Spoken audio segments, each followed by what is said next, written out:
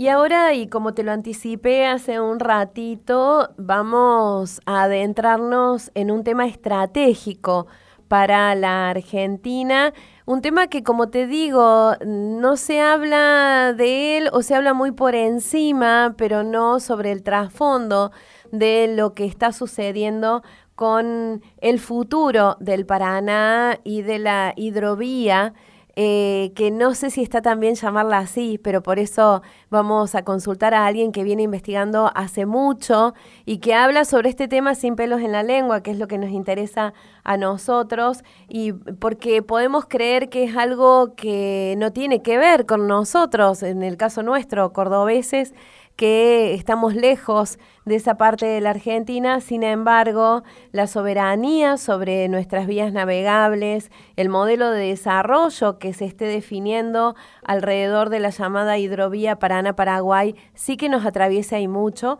pero no voy a seguir yo, sino que quiero dar la bienvenida, como les decía, a Pablo Casals, quien viene hace tiempo investigando y analizando este tema y ya está en comunicación con nosotros. Pablo, bienvenido, muy buenos días. ¿Qué tal? Buen día, Susana. Bueno, gracias por la oportunidad y por la introducción. Bueno, para nosotros es un gustazo y precisamente quisiera que empecemos por esto. Uno puede pensar en la hidrovía y puede pensarlo como lejano, incluso viviendo ahí en Rosario, puede pensar que no tiene nada que ver con lo de cada día de uno. Sin embargo, lo que se decide ahí juega una cuestión profundamente estratégica para el país. ¿Por qué es importante conocer lo que se está decidiendo y de qué manera se está decidiendo? Bueno, hay varias cosas, pero es una pregunta muy interesante porque vas al punto, ¿no? No se habla de esto y creo que eso es nuestro deber, ¿no? Como periodistas. Eh, yo estoy más lejos que ustedes del centro neurálgico de la mal llamada hidrovía. Yo estoy en Puerto Quequén, provincia de Buenos Aires, sur de la provincia de Buenos Aires. Y acá decimos que la Cuenca del Plata termina en Puerto Quequén, ¿no?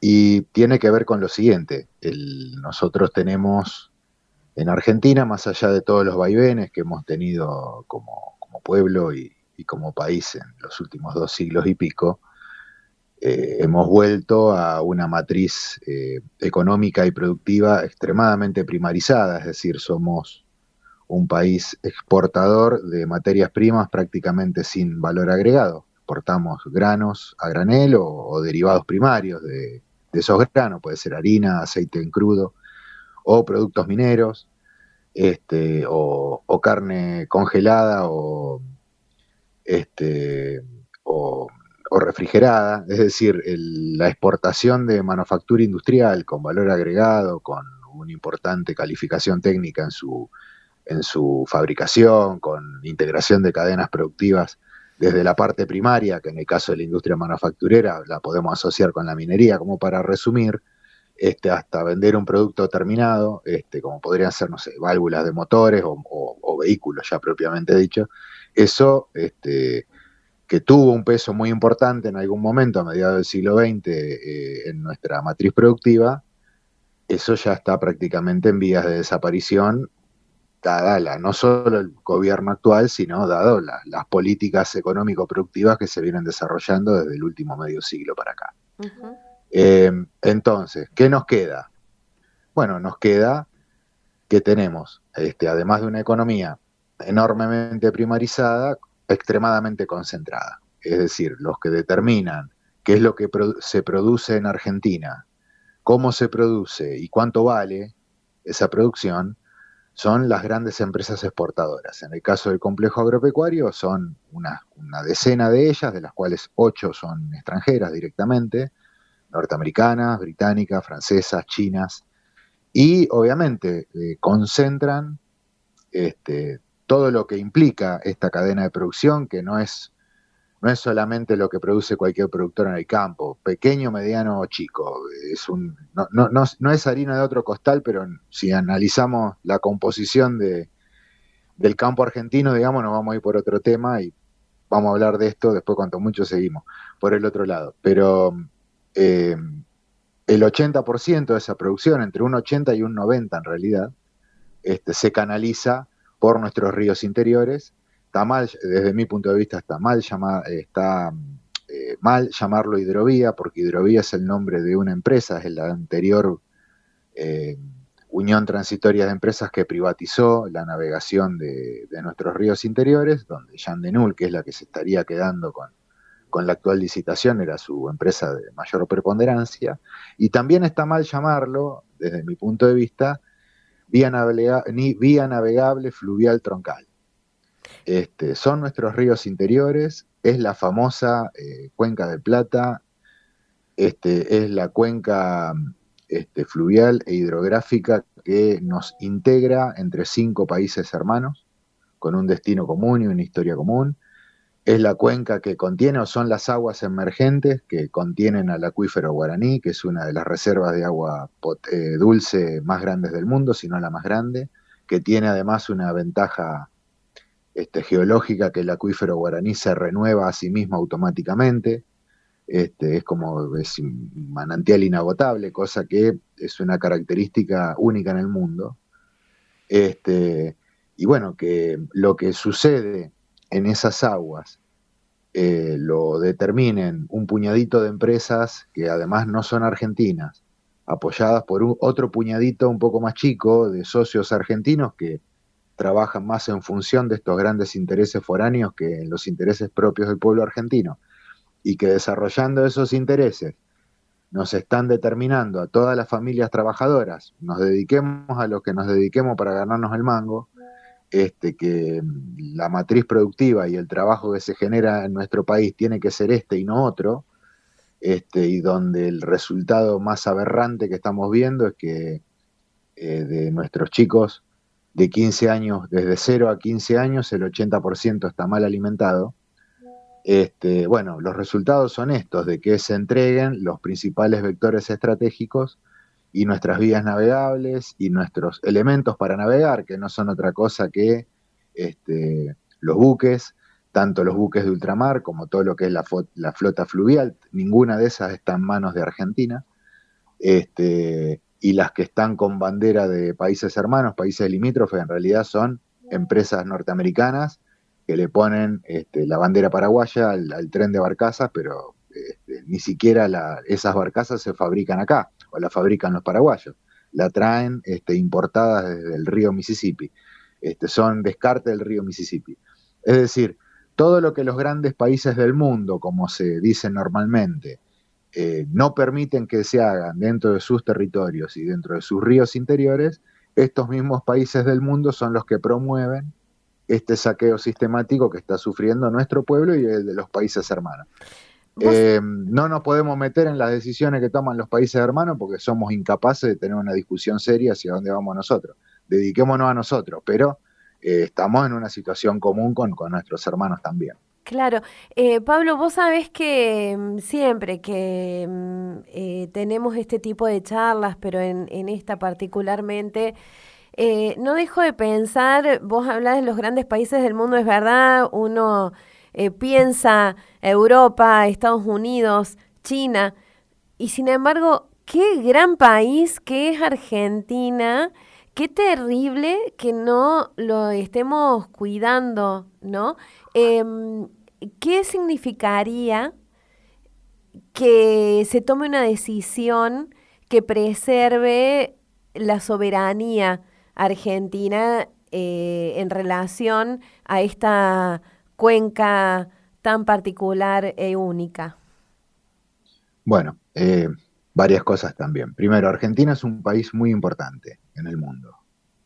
En materia de extensión territorial, somos el séptimo país en extensión territorial, teniendo en cuenta nuestro territorio bicontinental, tanto en territorio americano como antártico, y el mar argentino, que es muy grande. Somos el séptimo país en extensión. Hasta mediados de la década del 60, los ingleses, no, esto no es un invento nuestro, o sea, no es un invento argentino, ni de los zurdos, como nos llaman a veces, sino que lo decían los ingleses, con preocupación. Esto está en los libros y están los documentos de estados de ellos. Argentina era la séptima potencia industrial del mundo, pero no analizado en términos de la industria para la defensa, y nos disputábamos el séptimo lugar con Italia. Y a partir de allí también es donde empieza el ataque sistemático sobre este complejo industrial, ¿no? Que tenía muchas críticas para hacerle en su momento y todo lo demás.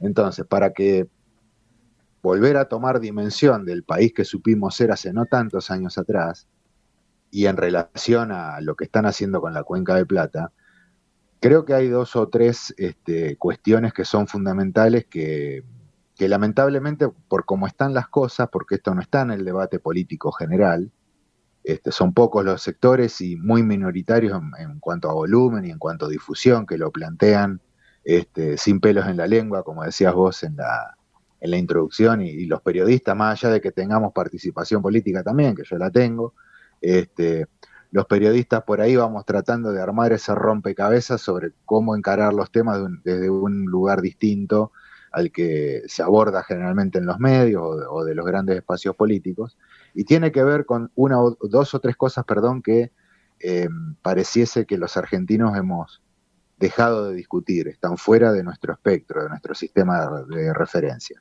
Primero y principal, volver a ejercer la actividad del comercio exterior. Argentina no ejerce por sí misma la actividad del comercio exterior. Las que lo ejercen son las empresas extranjeras.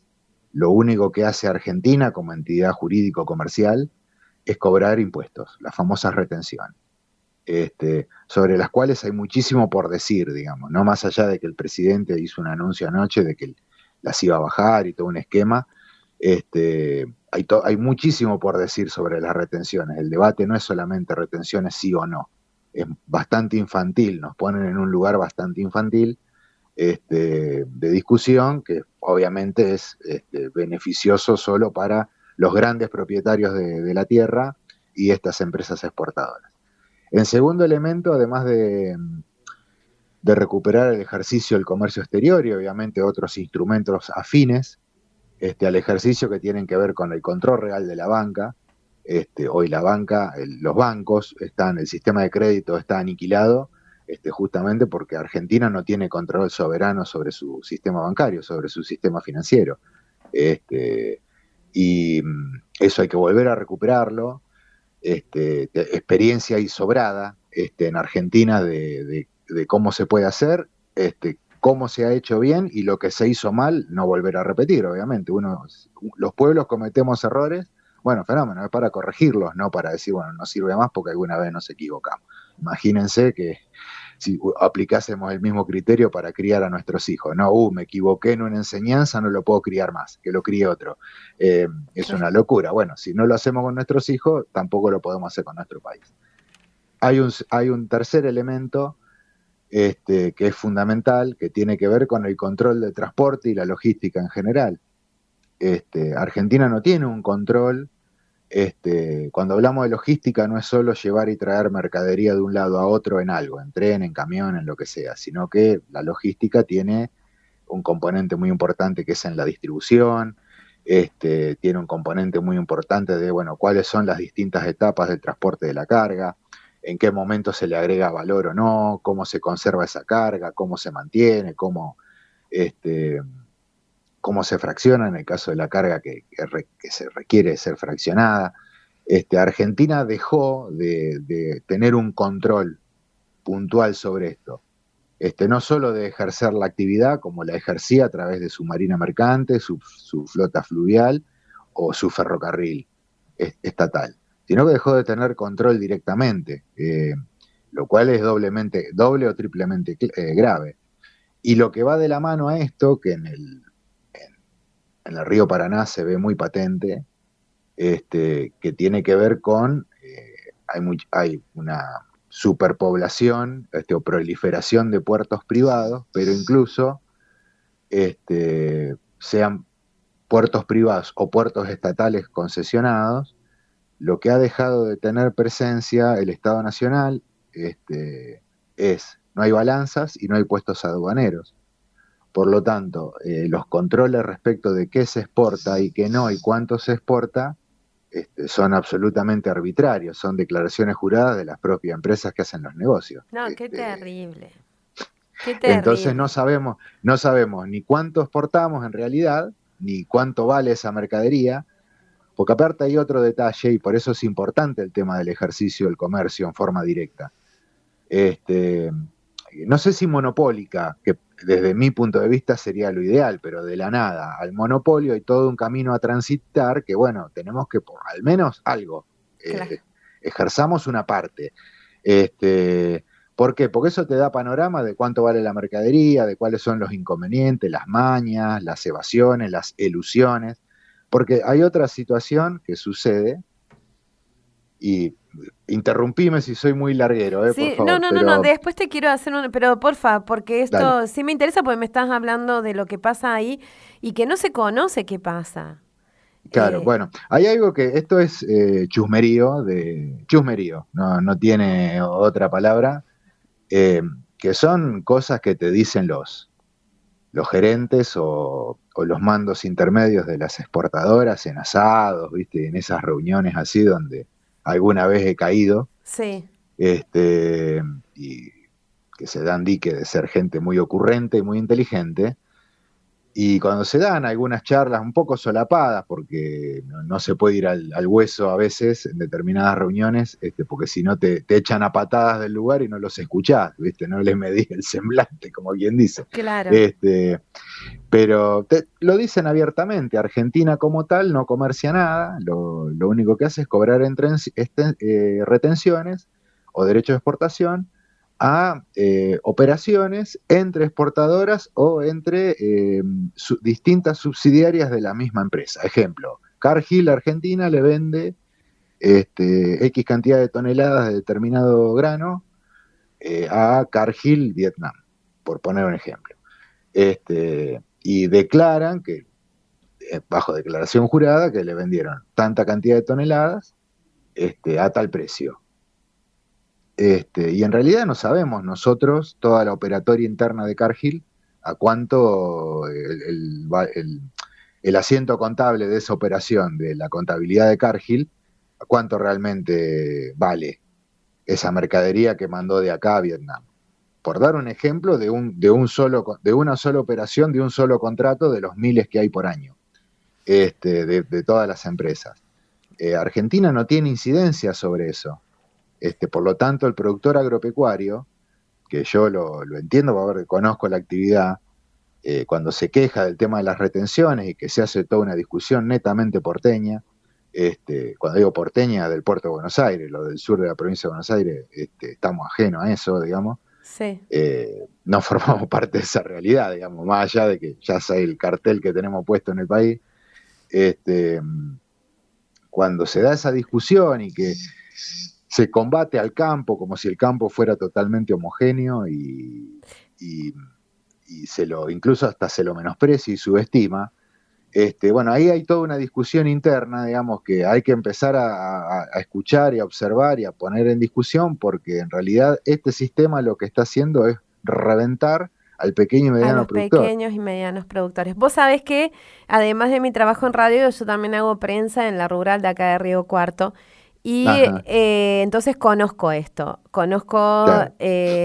la diferencia entre los pequeños y medianos productores y los grandes pools y los grandes productores, los grandes capitales. Y bueno, ahí eso sí, te voy a comprometer para una próxima charla para que, primero para volver al punto de la cuenca del Paraná, la cuenca del Plata, pero para que podamos hablar de retenciones y de todo lo que hay en ese tema y que esconde cuando solamente se habla de bajar o subir retenciones. Pero eso para una próxima charla. Te quería Dale. consultar porque estaba viendo justo esta mañana que la justicia finalmente dio luz verde a la licitación de la hidrovía. Había un pedido de suspender el trámite por presuntas irregularidades, direccionamiento, documentación falsa, pero el juez Daniel Rafecas acaba de rechazar suspender el trámite, o sea que le da vía libre a este procedimiento. ¿Qué significa? ¿Qué características tiene esta licitación que ahora, si le faltaba algo, tiene el aval de la justicia para seguir adelante? Bueno, en cuanto a lo netamente, hasta donde conozco y hasta lo que vi del pliego en su momento, del pliego inicial, más allá de las ofertas, este, hay dos cuestiones que fueron absolutamente irregulares. Una de primigenia que tiene que ver con no todo tipo de empresas podían participar de la licitación. Yo no estoy de acuerdo de entregar al capital privado este tipo de cosas, ¿no? Pero bueno, si lo vas a hacer, al menos hay una ley de la cual hay muchísimos puntos que observar y soy más crítico que avalante de este disparate de la ley de licitaciones públicas, pero bueno, ya que está la ley, cumplámosla, jugamos a que Sí, por lo la menos cumplimos. cumplámosla, claro. Juguemos a que la cumplimos. Claro. Y por ejemplo, tenía restricciones que son absolutamente arbitrarias y anticonstitucionales, si querés, que tiene que ver con lo siguiente: no todo tipo de empresa podía participar del proceso licitatorio.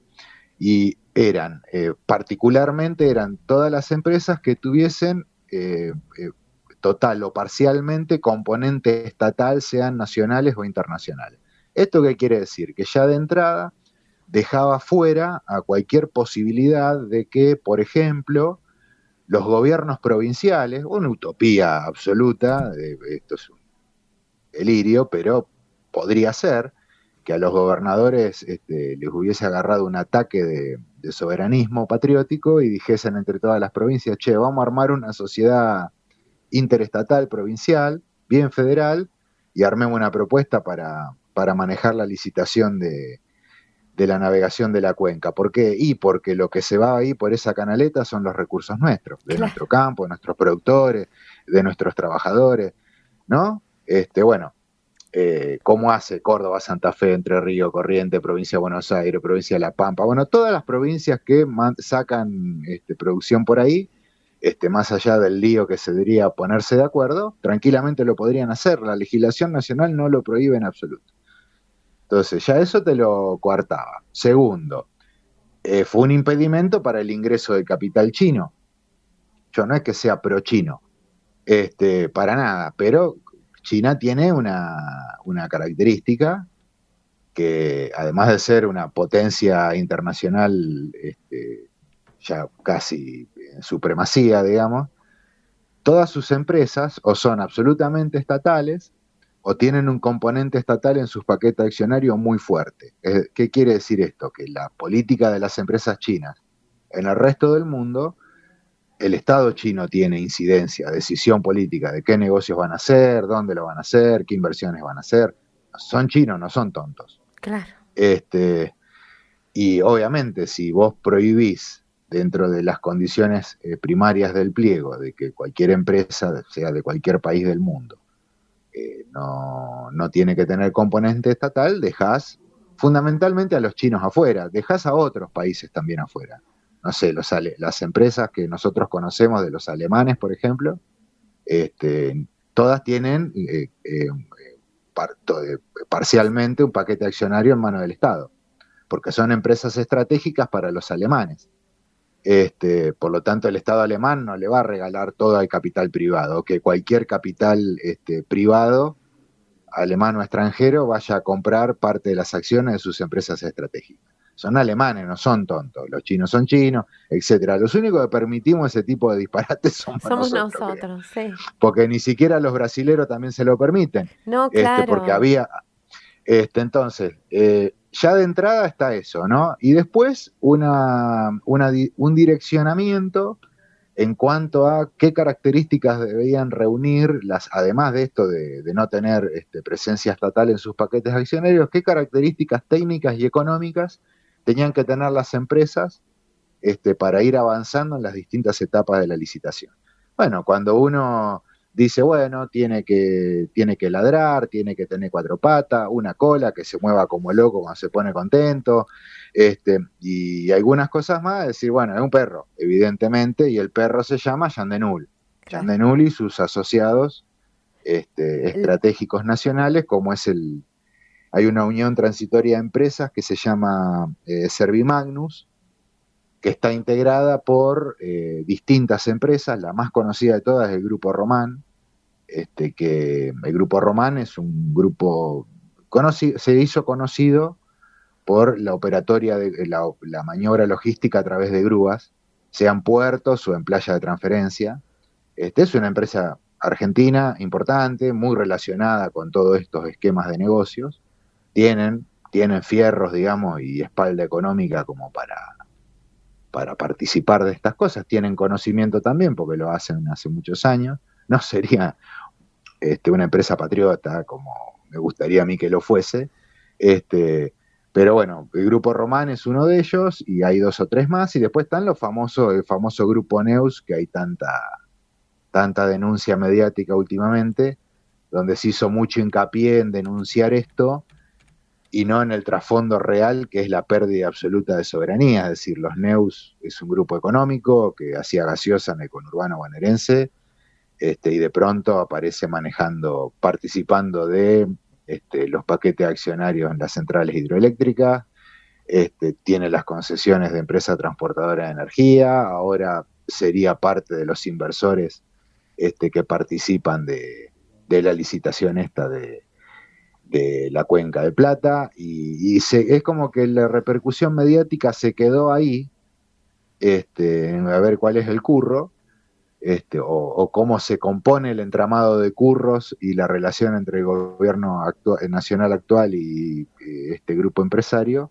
y no realmente cuál es el trasfondo real de qué es lo que se está entregando, digamos, ¿no? y Entonces, ahí creo que hay que hacer una distinción. Si bien no estoy de acuerdo de que se hagan estas cosas, creo que lo central pasa por otro lado, no por la composición del negocio, es que hay una licitación absolutamente direccionada, con nombre y apellido, y que se viene cocinando esto desde hace varios años, de cómo hacer un proceso y cómo armar el rompecabezas del proceso licitatorio para que sí o sí quede en manos de Jean Denul.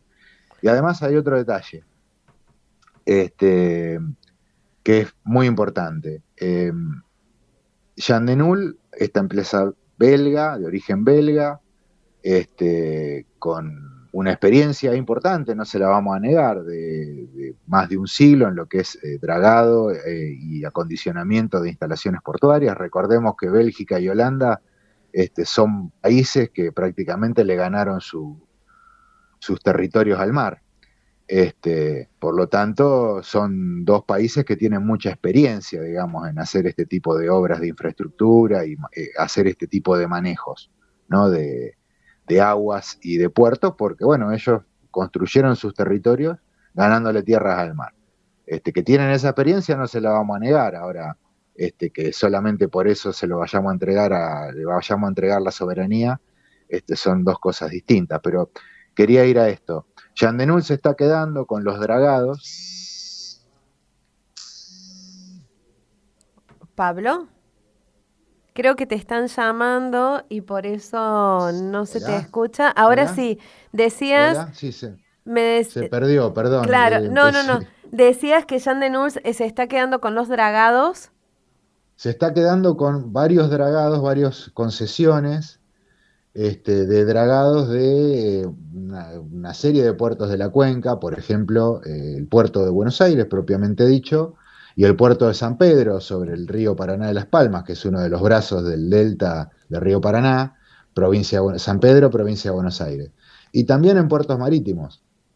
Jean de Nules, uno de los participantes del dragado que se está haciendo ahora o se va a empezar a hacer del puerto de Mar del Plata, es el que hace el dragado acá en Puerto Quequén, donde yo estoy, es el que está ganando o aparentemente va a ganar la licitación para el dragado de acceso y egreso de lo que es muy importante, del puerto de Bahía Blanca, que son tres puertos. Está, Puerto Rosales, ahí en Punta Alta, al lado de la base de Puerto Belgrano, Puerto Garay y Ingeniero White. Son tres puertos, o sea, se lo conoce normalmente como el puerto de Bahía Blanca, pero son tres puertos encadenados, es una de las principales infraestructuras portuarias de la provincia de Buenos Aires y de la Argentina. Y también, digamos, hay que es más chica la obra, pues son puertos más chicos y con otras características, pero hacen dragados al fin con el dragado del puerto de Rawson, en Chubut. Es decir, es una empresa que prácticamente ha monopolizado el acondicionamiento de ingreso, egreso y atraque de nuestros puertos, tanto fluviales como marítimos. Y casualmente son puertos importantes, en mayor o menor medida, en mayor o menor escala, que manejan nuestro principal flujo de cargas en cuanto al comercio exterior y a la operatoria de cabotaje, ¿no? O a la actividad pesquera, en el caso de los puertos marítimos. Entonces, bueno, es prácticamente entregarle al extranjero la complementación interportuaria de nuestros puertos, tanto fluviales como marítimos. Es darle la llave de casa al ladrón, ¿no? Sí, darle la Para decirlo de llave, alguna forma. entregarle la escritura y todo lo demás, Claro. claro. Pablo, bueno, me estoy quedando sin tiempo, pero creo que lo que es importante de dejar en claro, que más allá de que ha quedado claro que hay ciertos grupos concentrados que están haciendo ingentes negocios a costa de los argentinos y con el acompañamiento del gobierno nacional.